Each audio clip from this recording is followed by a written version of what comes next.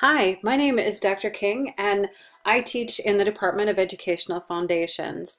I teach the Introduction to Education 210 course, which includes the Observation and Participation Field Placement component. And so I've created this video to help you understand some of the foundational components of this field placement, what's expected of you, what you can expect, and how this is all going to unfold. So first of all, what is it? OMP is Observation and Participation, and it's the field placement component of Educational Foundations 210, Introduction to Education and Teaching. This is a 50-hour field placement in a classroom under the supervision of a licensed cooperating teacher. Sometimes you'll see this abbreviated CT. This is an opportunity for you to learn about the profession and becoming a professional educator. So what is this? It's a generalized experience where your job is to learn what it means to become a professional educator. So notice that this is, like I said, general and broad. Once you get into your specific methods courses for your discipline, you'll have a field placement that is designed to help you learn how to teach in your specific field. So in this field experience, your job is to learn all that you can about what teaching is like from the teacher's perspective. More importantly, your job is to learn how to relate to, connect with, and work with adolescents, again, as a professional educator. The requirements for this field placement are that you attend 8 full-day Tuesday OMP sessions. You'll receive from your instructor a list of those dates, and they're all pre-established ahead of time. While you're there, you'll be asking your cooperating teacher to complete a timesheet on you, just indicating when you arrived and when you left. You'll also ask your cooperating teacher to complete a teacher evaluation on your performance and progress. Really what we're looking for here is that you've demonstrated a positive work ethic and positive dispositions, and that there are no unresolved complaints. The process for how this is going to unfold is that about a week before you begin your placement, you're going to receive your official placement. There's going to be a form that you receive that has a chart listing all of the students in Foundations block or in Intro to Education who are placed at your specific school. You're going to be able to see your specific placement. It's going to tell you your teacher's name, the content area and or grade, the room number. There's going to be an address for the school. There will be start and end times. So the time that you need to report and the time that you can leave at the end of the day will be specified for you.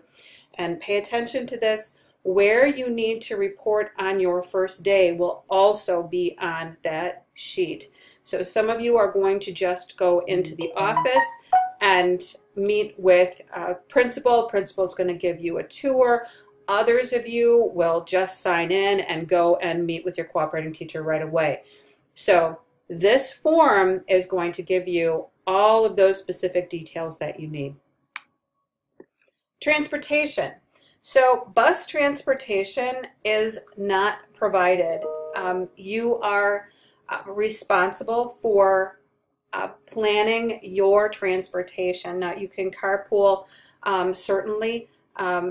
Just please be aware that your faculty are not allowed, due to liability issues, to help you with that carpooling. So that's something that you're going to need to plan with your classmates outside of the classroom. A placement sheet, like I said, will list all of the students from UW-Whitewater who are placed at that specific school that you're going to, so that can help you with that organizing your carpools. I also need to note that not having a ride cannot be accepted as an excused absence. So you want to make sure that you're really working on getting that, getting your transportation firmed up and having a plan A, B, and C. Also, I'm sure with the way things go in Wisconsin, bad weather may be something that you're you're concerned about. So generally speaking, if the school district has a snow day or a late start, you do too. It's an excused absence and you do not have to make that up. However, if the weather is bad but the school is not closed or starting late, the decision to drive is yours. I know the slide says it's not yours, but it is yours. However, if you miss, if you decide that you're going to stay home, or if you come in late, you will need to make that up. And you'll just talk with your cooperating teacher and find a time that's mutually convenient for you to go in and make up your hours. So what will you be doing at your O&P site? Well, we have a whole list of things that you can be expected to do during O&P that will be provided to you with your official placement information. You'll actually receive 2 copies, one for you, one for your cooperating teacher. So your cooperating teacher has the same expectations in mind. In general, you're going to be assisting that teacher and working with students. I need to let you know that you're not going to be left alone with students to teach for the teacher. This is because you are not a licensed educator. There needs to be a licensed educator in the room with those students at all times. So if a situation arises where your cooperating teacher is looking like they may leave you alone with the students, or if it does happen, that's something that you need to be assertive and let your cooperating teacher know very politely and very professionally that because you're not a licensed teacher, you can't be left alone in the room. Now, if that does happen a subsequent time, it's important for you to report that immediately after you finish with your placement for the day. Let your instructor know that. As far as paperwork, you can guarantee that there's paperwork with this. I already alluded to what you're going to need to do, but I will go over this again. When you receive your placement, you're going to receive your timesheet, and you're also going to receive the cooperating teacher evaluation. At least most semesters, you do receive it when you get your placement.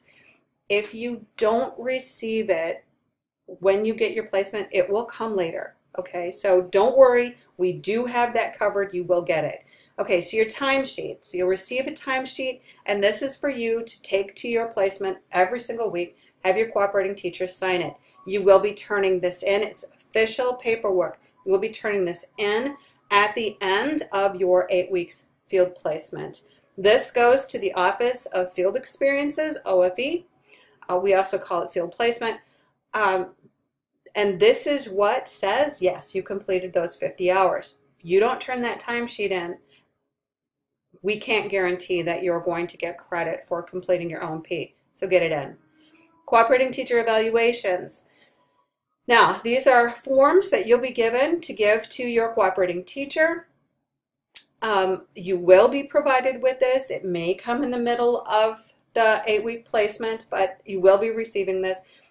I need you to know that it's your responsibility to collect that from the teacher. In my class, they're due hard copy in class the Thursday after O&P is done. Other instructors may do it differently, but that's how I prefer to do it. Your cooperating teacher, let's talk about your cooperating teacher. This is considered your home base. So your cooperating teacher will complete your timesheet and the evaluation on your progress. It's really important that no matter what the situation, you establish a positive professional rapport with your cooperating teacher. I just can't stress how important this is going to be for you. Always remember that you are going there in this school, in your field placement, as a pre-service professional educator. By that I mean you are establishing your reputation and building your network. So your cooperating teacher is a gateway to building that network. This is also the room where you'll be recording your instruction. Now notice it's in quotes. Each student in Intro to Education completes video of some sort of student interaction or actual teaching. Now this will vary from professor to professor, class to class. So you need to make sure you understand the requirements of your specific class. Also, this is the person that you will email, the cooperating teacher. It's the person that you will email if you have an emergency, if you're going to be late or anything like that. I also require all of my students to CC me on that message as well. Sometimes teachers get busy and they may not see your email. If you CC your instructor always is aware then of the efforts that you put in to communicate your situation. So your role in observation and participation is to be an objective observer and to participate. I need to stress, your job is not to critique that teacher, not in any way. I sometimes have students who, after they've completed their second day of O&P, send me a lengthy email on all of the things that the teacher could do to improve the learning in their classroom. Talk to your individual instructor if you have concerns about what is going on in your classroom. And this does arise from time to time. But your job is not to judge. Your job is to try and learn what's going on and then ask why. So if there's some things going on that you don't agree with or that you don't quite think is the optimal way of doing things, your job is to really reflect on that and think about, where did you get that notion, for one, and two, why do you suppose the teacher is doing the things that they are, or what is going on with the system of the classroom, the school, so on, that is causing things to be the way that they are. And so that leads me to the third point.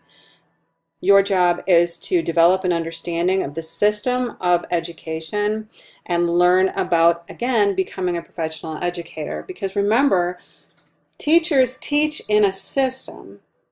You don't just go into your classroom and teach in isolation.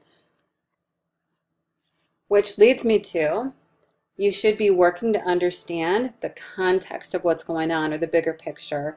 You should be getting to know your students. Job number one, getting to know your students and understanding the students' context. So understanding family, socioeconomic status, community, school, achievement, attitudes towards school, what they're doing in their lives outside of school. You need to get to know the students and what they're all about. In the classroom setting, I know some of you are coaching, or you have after-school programs that you run or camps that you run, but you need to understand the students' context that they bring with them into the classroom. And then two, to understand the teacher's context and what's going on at the school. What I try to encourage my students to do is test the waters. So you're there to try teaching and see what you think. So you should be engaging with the students.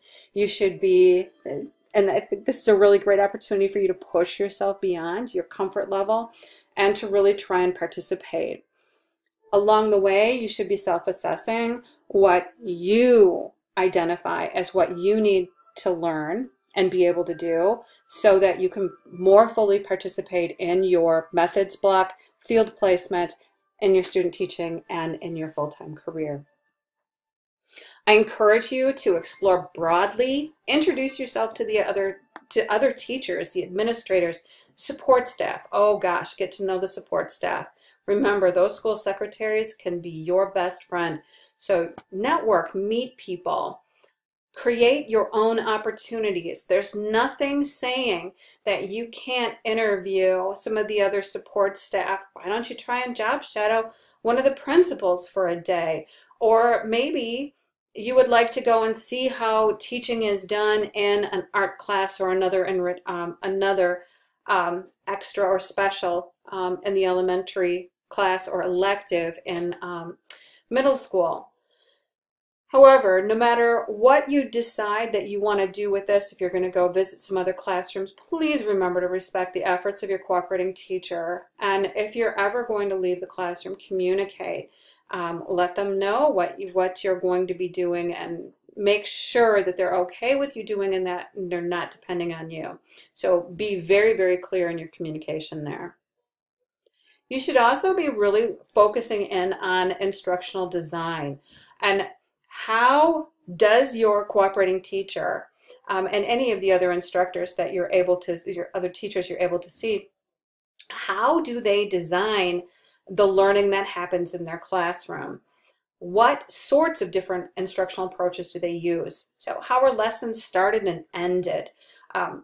Specifically, try to find out about learning targets and exit slips. Those are big, big terms in education right now. So see what you can understand about those. Classroom management, that's usually something that comes up right away in your O&P. So try to observe different classroom management techniques and approaches. But one of the ways that you can do this is by going into different classrooms and see what rules and routines and processes and expectations are being expected of the students. Look purposefully at how the teachers are structuring their lessons and have conversations. Find out why they structure things the way that they do. And certainly have conversations about grading and assessment. Again, I'm going to stress that key to your success in this field placement, and certainly in your teaching career, is to start first with getting to know your students. And I always add a next step: get to know your students and really begin to understand youth culture. So you want to know what these kids are into. Observe peer interactions. Try to tease out the different peer groups. Find out what they care about.